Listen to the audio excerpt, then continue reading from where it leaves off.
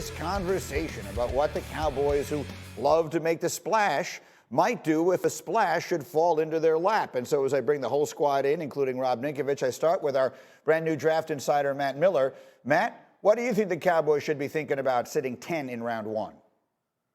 Yeah, I mean, everyone's going to sit here and say defense, defense, defense. That's what we said last year as well. And what did Jerry Jones do? He saw CeeDee Lamb slip in the draft and he said, never mind, because the best defense is a good offense. It's the NFL in 2021. You just need to outscore people. You don't necessarily have to stop them. So I would be the biggest advocate to do whatever it takes on Thursday night, April 29th, to go get this guy, Kyle Pitts, because this would make this, I said it yesterday, the best offense in the NFC. And I know Packers and Buccaneers fans are mad at me. I'm okay with this. When you have Amari Cooper, CeeDee Lamb, Michael Gallup, Kyle Pitts, Zeke Elliott in the backfield, and a healthy Dak Prescott, you now have something, a strength. Drafting one corner is not going to make this defense instantly better. Let's not forget, the draft is 7 rounds. Just because you go offense in round 1 does not mean you can't go defense in rounds 2 through 7. Last year, Jeremy Chin was picked at like 50 overall. You can find good defensive players later in the draft. If Kyle Pitts is there at 10, or you can go get him, I think you have to do it. So, Joey Galloway, I'm envisioning your average football fan who's been sitting home and didn't watch a lot of Florida football last year and has been, all of a sudden, the last few weeks has been inundated with this name, Kyle Pitts. Kyle Pitts, he's the greatest prospect in the entire draft. Joey, for those who haven't seen him, tell everybody exactly what Kyle Pitts is. I don't even really know how to describe some of the things he did this season. He is a 6'4", 6'5", Julio Jones type of tight end guy. You know, he's like, when you watch him play, he can get in a tight end position, block, do the physical things. You can spread him out, you can put him in the slot, and he's hard to deal with. Tremendous catch radius. And I've said, outside of quarterbacks, Kyle Pitts is the answer to every other question that you would ask me about this draft. When watching him play, it is like, throw him the ball. Just get it in his area, and he will make a play for you. He's an outstanding tight end that is a playmaker that can also play receiver. I love Kyle Pitts and what he brings to any team that needs a playmaker. Nice, fair enough. And so I've always said, however, never make a decision until you ask a linebacker. So Rob Ninkovich, what do you think the Cowboys need to do with the most significant asset they have to work with right now, their first pick in the draft?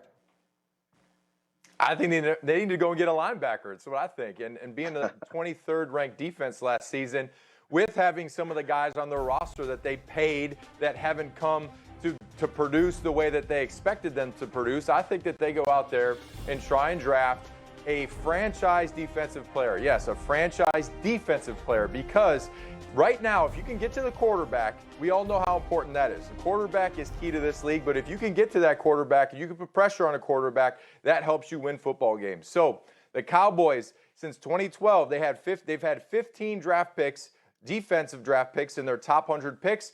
7 of them are gone. So they don't even have some of the people that they've drafted high in the draft. So they need to go out there, draft somebody high, win on somebody that they draft, and keep them in the franchise for a long time. Now, if you're looking for a linebacker, names like Micah Parsons will come up, and Azeez Ojulari, who can rush the passer, and Jeremiah Owusu-Koramoah, and other names like that. So, Dan Graziano, I'll let you sort of settle all of this. When push comes to shove, what are the Cowboys likeliest to do at number 10 in this draft? They're likeliest to take a defensive player with that first-round pick. I can tell you that the Cowboys' focus in the first round right now is on defense. They know they need to get that fixed. They feel good about their offense, so their focus is on defense. However, I would have told you the same exact thing a year ago, and it was true a year ago. They were thinking defense. They were expecting to take a defensive player. They had their eye on defensive tackle. CeeDee Lamb was still sitting there at number 17 when they were picking. They had him ranked as a top 5 player in the entire draft. They thought it would have been foolish to pass on a player that they had ranked that high at 17, so they took him, even though they needed defense, and it ended up playing out that they could have used the defensive help. But that's really the right way to draft. I think if Kyle Pitts were sitting there at 10, they would probably change the plan and take him, but I don't think he's going to be. No, I mean, I think Matt Miller would tell you that if Kyle Pitts is sitting there at 10, we will flap our arms and fly to the moon. That seems like an extraordinarily unlikely scenario, but it's a good way to look at the situation. Then we work our way this morning to Tom Brady. Did you see him earlier this week with Strahan on GMA? He just won his 7th Super Bowl. He turns 44 in August. He shows no signs of slowing down. And in that sit-down with Strahan this week, he talked about what it is that still motivates him.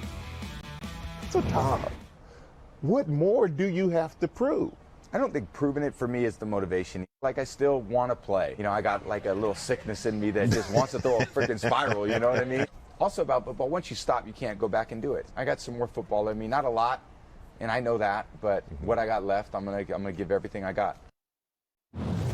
I found that such an interesting comment. I still have a little sickness in me that just wants to throw a spiral. Rob Ninkovich, you played, with Tom for years, and I know you're good friends. What do you take away as you hear that piece of that conversation? Yeah, he's got a little sickness in him. I mean, come on, there's not many 43-year-old men that want to continue to play in the NFL after they win a Super Bowl. You'd see a lot of guys win a Super Bowl, like myself, win the Super Bowl, walk away. Hey, I'm done. I've done everything I need to do in this game, and I'm the best to ever do it, but he still wants to play, and he's right about any other sport. If you're a basketball player, you can go and play a pickup basketball game. If you play baseball, you can go hit a few baseballs. When you're done playing football, you're never going to strap the pads on. You're never going to go and put the pad. You're not going to go play club tackle football with full pads on. I hope not anyway. But I think that Tom, he definitely has the drive in him. He's going to be 44 years old. And my only worry is it only takes one hit. And every year after 40, the risk increases. I mean, it's a young man's game. You're playing with 21-year-old kids. And if I was a young linebacker, you better believe Tom Brady, I want to put a big pop on him. I want to hit him. So it's going to be interesting this year. I want to see him walk out healthy on his own 2 feet. But history, you can look back on all history in football. Most guys, they don't walk away on their own. What do you think, Joey? I think Rob makes a good point when he says that the little statement of, you can't go do it again. And I think all of us get to the end of our careers and we think, once we walk out these doors of the NFL, this will be the last time you ever play football. And if you're blessed, like a guy like Tom Brady, to play as long as he has and to still have that fire after all these years, I think that's the rarest part of what Tom Brady is to accomplish what he's accomplished and still have that desire to go out and do it. If you're blessed enough to play in the NFL, that's number one, but to go long enough that your fire is still going and you've been in it for so many years that you don't want to walk away from it is special. And it's special to watch, and it's fun to look at and see what he's doing.